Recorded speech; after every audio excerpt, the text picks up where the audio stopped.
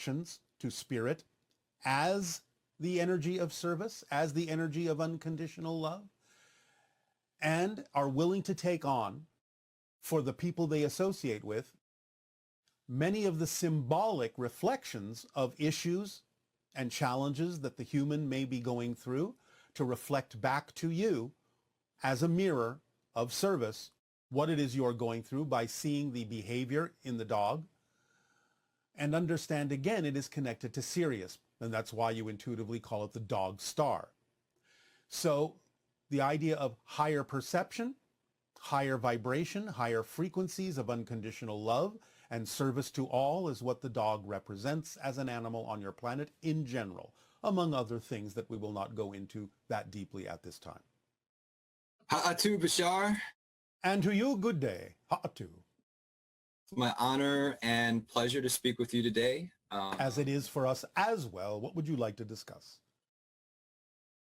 My first question is, how does one differentiate between communication from the higher mind or spirit guide as opposed to something conjured up in the physical mind? Well, it's not always important to do so if the information is something that works to your benefit in the direction you prefer.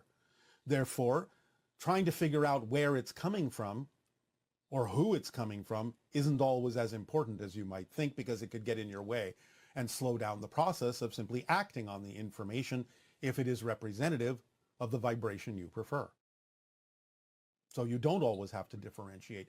If it is important that you should differentiate, synchronicity will probably bring to your attention a way in which to do so.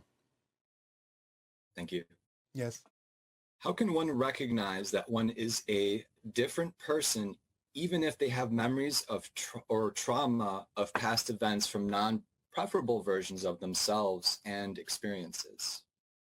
Well, you can begin to recognize perhaps a difference in the so-called emotional distancing that may occur if you're simply looking at something from another version of yourself, maintaining your ability to see that version, but not necessarily having the strength of feeling that you used to have about it. That's one way. It can be something more observational, like you're looking at a movie of someone else as opposed to something that's truly still as relevant to you as it used to be. That's one way. Thank you. The fact also, one moment, we're not done. Sorry. The fact also that you may be looking at that event itself from another perspective as a way of recognizing yourself and even asking the question itself, how can I tell the difference, is an indication that you may be using that connection differently than you used to. I see. Are you also doing first contact work in any other very different time periods on Earth? And if so, may you share? In a way, my civilization is. I myself am focused in what you would recognize as your present timeline in general, though there are parallel reality aspects to that as well, in different timelines and different versions of Earth that I am also simultaneously in contact with. But my civilization has to some degree interacted with your civilization in what you call ancient times, yes.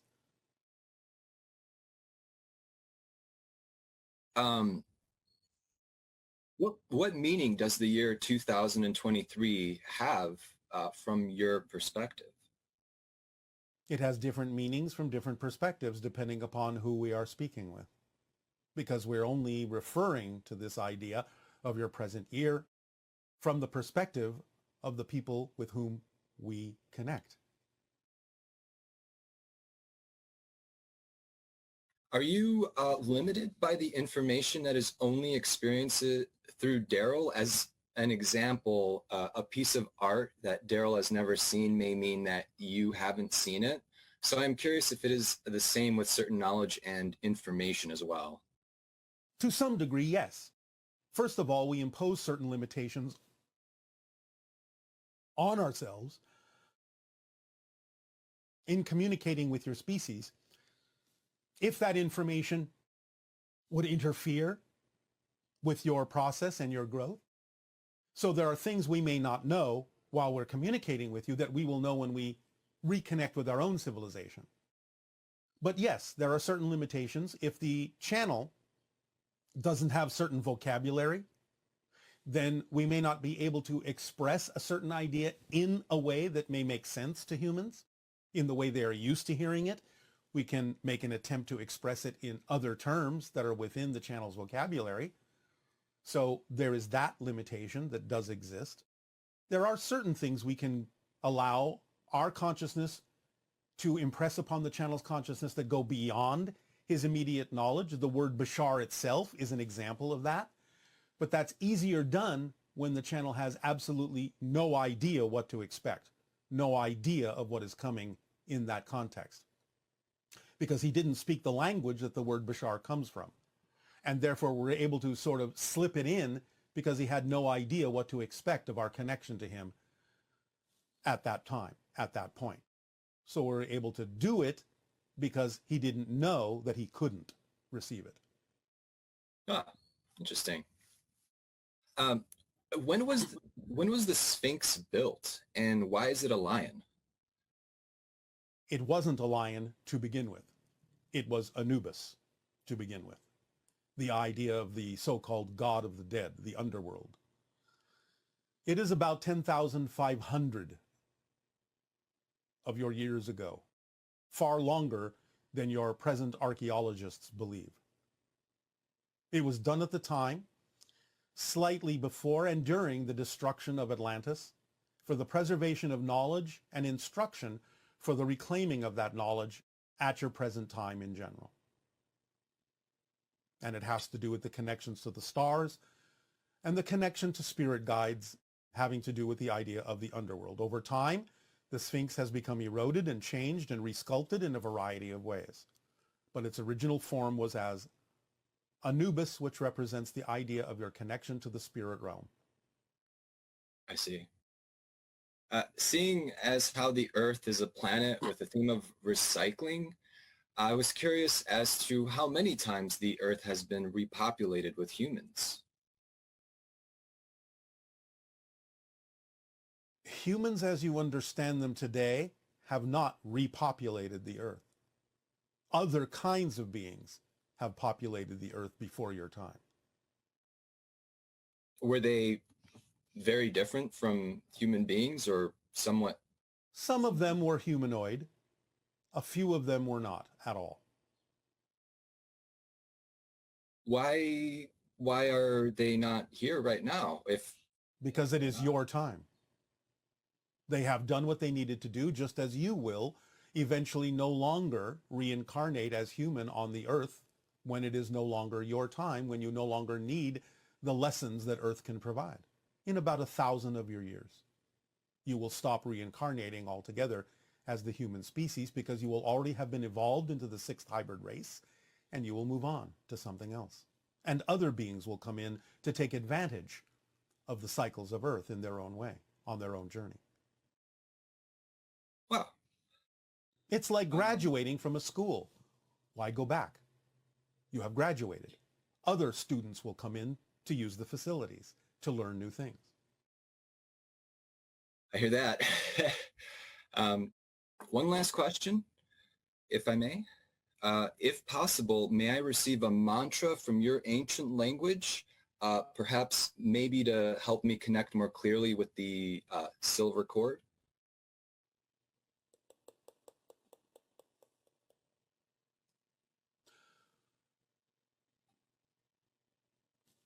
Ash-ah shakanani.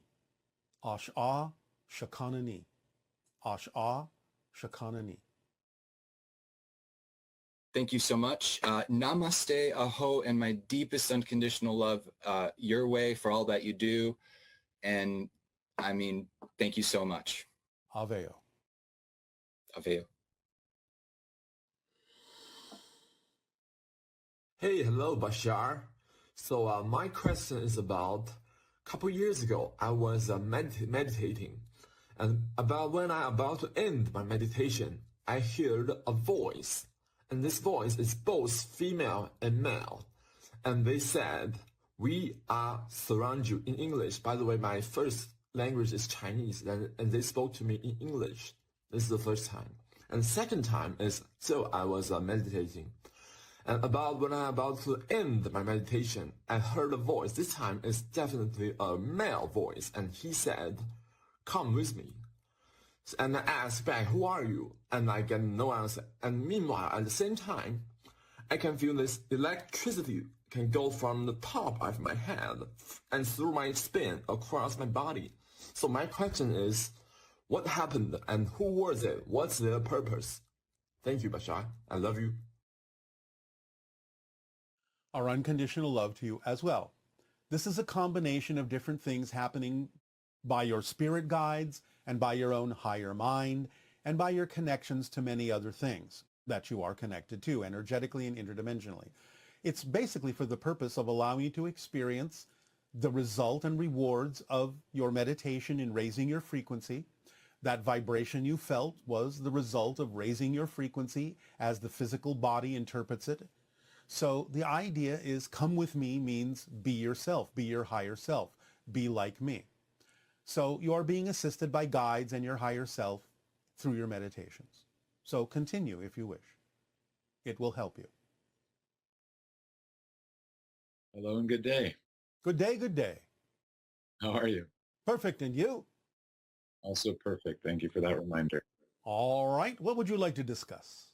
In the past, we've discussed genetics and the technology of such, and I wanted to further clarify and have a conversation. Repeat the word.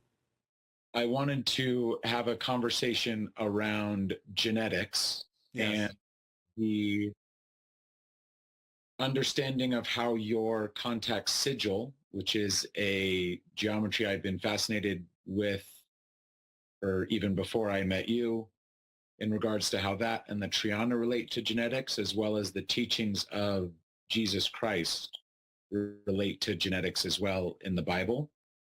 All right, I'm going to give you one phrase that covers it all and let you ponder this. Yes. As above, so below. The idea of DNA is what you are as a physical being. Ponder those things. As above, so below. Look at the order in which that occurs. And the idea of DNA is what you are as a physical being. So what comes to mind when you say that is as above, or in the quantum field, or in the all that is, in the Father energy, in the expression of God. Below, that is lensed through the individual relationship of our genetics, which creates our physical experience. To some degree, yes. So when which starts as DNA. Yes. And is you as a physical being. This body that you all walk around in is the suit that DNA required to have a physical experience. But you, as a physical being, are actually the DNA. Yes. So would it be accurate to say that DNA is the lensing mechanism for all that is, or for the quantum plenum or the ether to express itself physically? Yes. And so in your contact sigil, what comes to mind is that trinary structure, similar to the Triana. You have the trinary structure, which could relate to the codons in the DNA. So you have 64 codons. And then you have that Fibonacci spiral that can be clockwise or counterclockwise. You have a binary code of that trinary structure. Yes, although it's not just a binary code, because you have to think multidimensionally. Yes. Not just in a plane. Yeah, of course. It's, yeah, every. All right. Okay.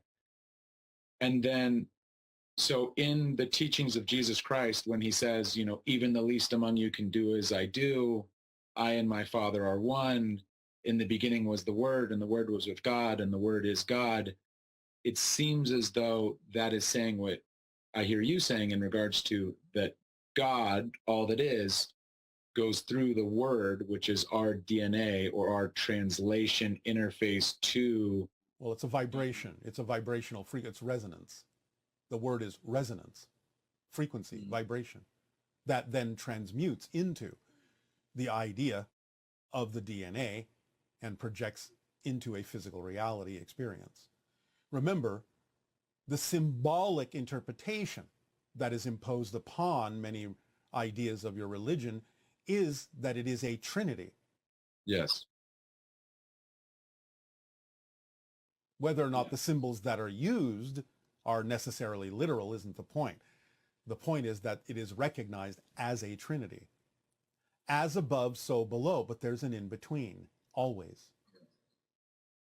Yes, and that in-between would have a positive, negative, neutral lensing. In terms of the sigil, you have the three that represent the idea of the Trinity, but then you have the spiral that is the active principle in the center that brings into being what is above into below. Got it. So it's a transceiver. So that's the Yes. geometry of how it receives and how it expresses Yes. optimally. Yes. In the past, we've discussed a genetic or resonance technology for health that's related to that Fibonacci spiral, more specifically to the 0.6180 frequency that corresponds to the same DNA width to length. And obviously that golden ratio is everywhere. Yes. 1 to 1.618, yes. So that 1 to 1.618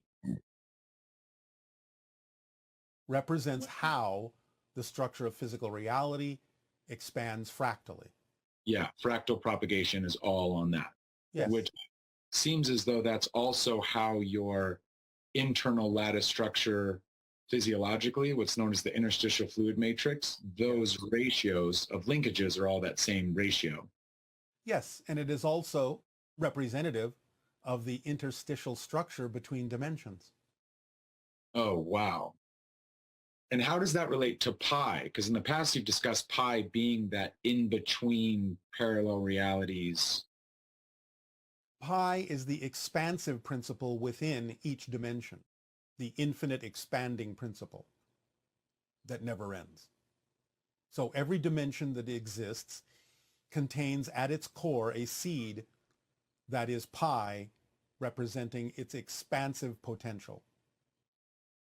Okay. And then so all in the book of Genesis, when it talks about all of the plants, all of the animals, the human dominion over those aspects being a seed in kind that is God, it's also discussing the relationship of genetics that permeates all.